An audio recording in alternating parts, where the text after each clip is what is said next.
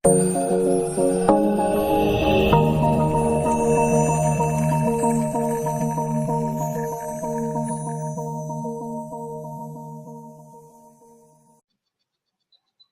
baiklah ya. Assalamualaikum warahmatullahi wabarakatuh.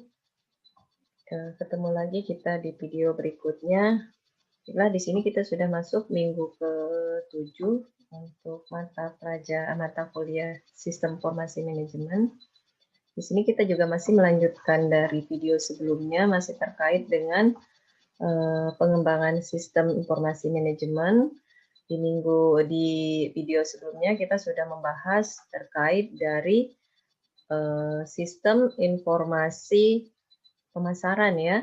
Seperti yang kita tahu dari perkembangan sistem informasi manajemen ini, bisa dikatakan dia merupakan suatu sistem yang berbasis komputer, kemudian menyediakan informasi bagi beberapa penggunanya ya, dengan kebutuhan yang sama. Nah, minggu sebelumnya atau di video sebelumnya, berhubungan dengan perkembangan sistem informasi manajemen yang ada kaitannya berbasis komputer di pemasaran, ada beberapa poin yang harus kita ketahui ya, seperti 4P yang kita kenal untuk pembauran daripada sistem informasi pemasaran ya, adanya promosi, kemudian adanya tempat, kemudian adanya produknya itu sendiri ya, kemudian adanya harga ya. Nah, di sini kita melanjutkan sedikit dulu, masih ada hubungannya dengan sistem informasi pemasaran. Nah, di sini kita singgung sedikit dulu ya, sistem informasi eksekutif yang ada hubungannya juga terhadap perkembangan daripada sistem informasi manajemen yang berbasis komputer. Nah, di sini untuk sistem informasi eksekutif, dia dikatakan adalah suatu jenis dari manajemen informasi yang digunakan sebagai pendukung dalam pembuatan keputusan dan juga sebagai kebutuhan dari eksekutifnya, ya, yang menyediakan kemudahan akses terhadap internal maupun eksternal dari sebuah organisasi. Nah, ini biasanya juga dipertimbangkan sebagai bentuk yang khusus ya dari sistem pengambilan keputusan. Nah, jadi poin dari sistem informasi eksekutif ini sangat diperlukan sekali ya dalam sebuah manajemen. Tentunya tak luput dari ya tadi ya, dikhususkannya itu dia dari suatu pengambilan keputusannya. Nah, itu biasanya diterapkannya pada saat pengambilan keputusan. Kemudian sistem informasi eksekutif ini dia juga bisa dikatakan jenis dari sebuah informasi manajemen ya untuk memfasilitasi dan bisa juga untuk mendukung informasi dalam keputusan ya, dalam pengambilan keputusan. Kemudian dia juga bisa dikatakan kebutuhan dari eksekutif ini untuk menyediakan akses ya, yang mudah baik informasi internal maupun juga eksternalnya terkait dari pemenuhan untuk memenuhi tujuan dari strategi sebuah organisasinya.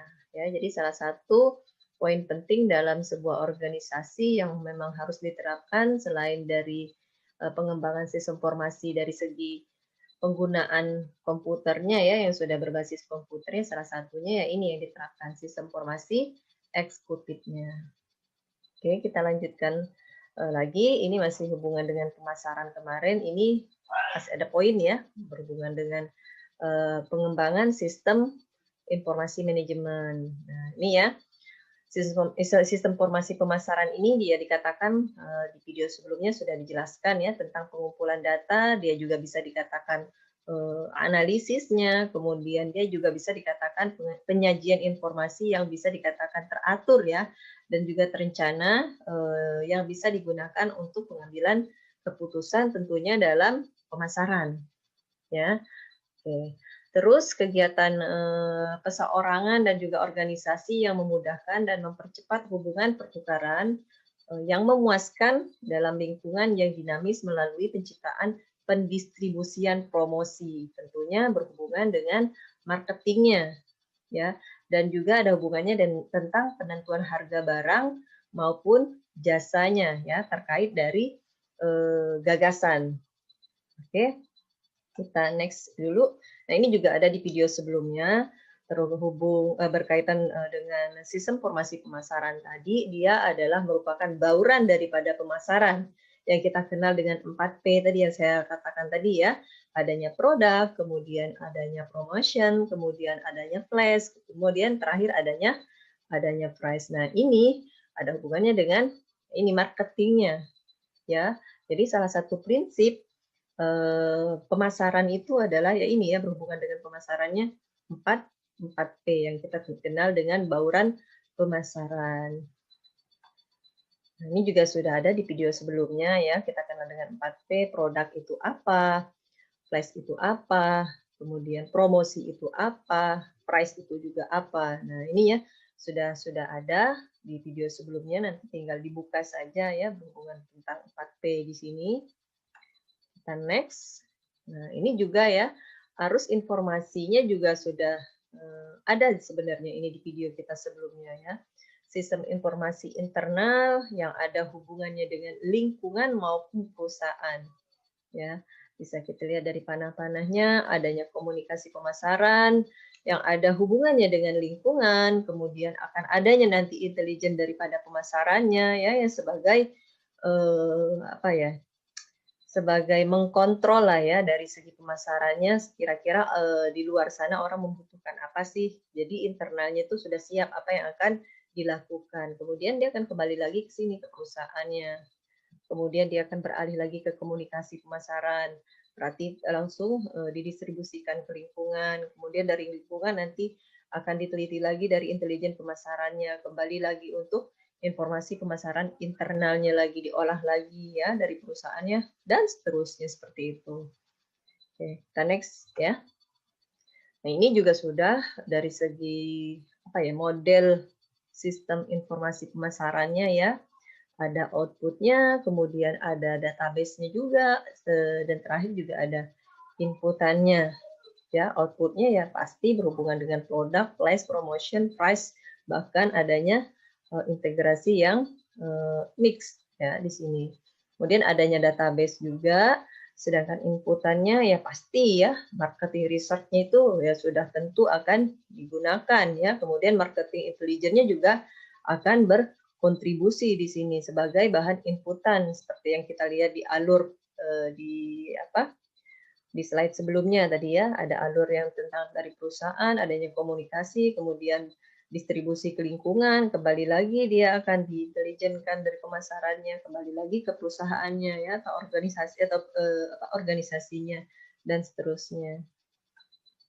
Nah, ini juga sudah ada di video sebelumnya ya, dari modelnya tentang subsistem inputannya, adanya database-nya, kemudian adanya subsistem daripada output-nya. Nah, ini sudah dijelaskan di video sebelumnya ya, dari sumber internal, sumber lingkungan, kemudian masukkan ke database berdasarkan SIA, subsistem penelitian pemasaran, subsistem intelijen pemasaran ya. Kemudian outputnya apa? Outputnya subsistem produk, kemudian akan memunculkan subsistem tempat ya, promosi, harga, dan bisa juga terakhir di situ adanya bauran yang terintegrasi ya, barulah akan didistribusikan ke penggunanya ya atau ke pemakainya. Oke, nah ini juga sudah ada sebenarnya di video sebelumnya ya, terkait dari intelijen pemasaran itu apa. Dia merupakan aktivitas yang etis ya, bisa juga digunakan untuk mendapatkan sebuah informasi tentang pesaingnya.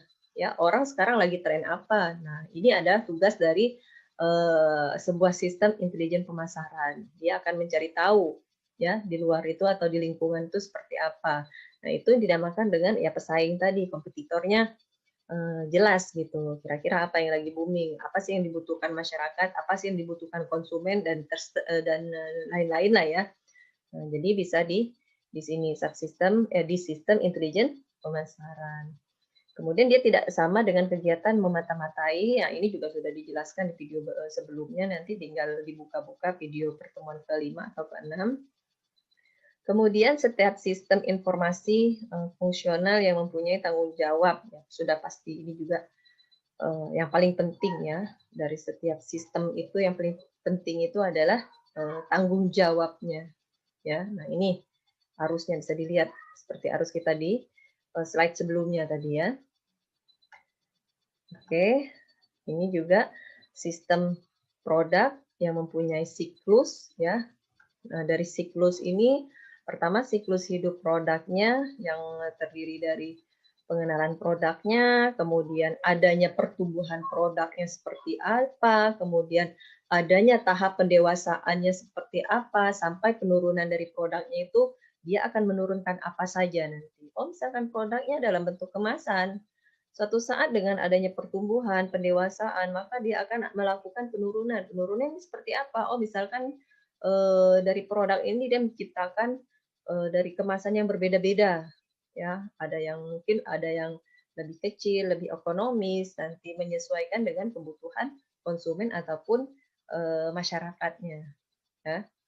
Kemudian informasi yang bisa atau yang sering menjawab dari beberapa pertanyaan sebagai pertanyaan kunci juga di sini perlu diperkenalkan, harus ubah strategi dan juga perlu dihapus.